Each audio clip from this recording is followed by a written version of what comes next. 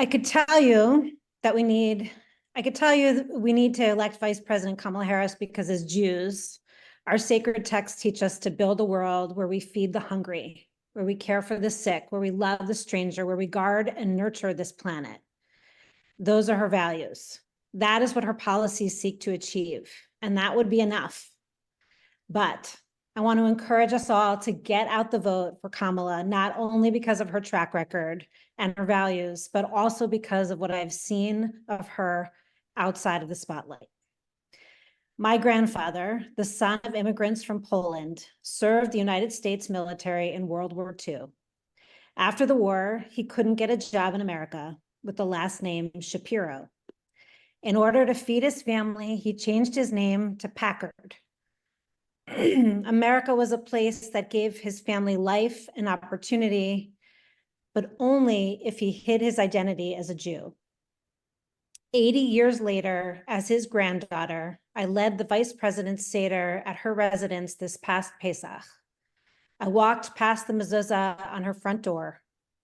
In the privacy of the dining room of the vice president and the second gentleman, we lit Yom Tov candles. We sang Dayenu. We ate matzah as we discussed the modern afflictions of racism, poverty, and the overturning of Roe. And we talked at length about the hostages. We talked about the critical ceasefire negotiations and the endless hours the vice president and the president were committing to get all of the hostages home. We talked about Hirsch Goldberg, Poland, and the other hostages from 17 other countries being held in Gaza. We talked at length about the need for Israel's security, which the VP has stood steadfast for, as you've heard in the previous speakers on this call, but also the need for peace and an end to the war. There were no cameras. There was no press. This is who she is, and I've seen it again and again. She understands the Jewish American experience in its multifaceted nuances.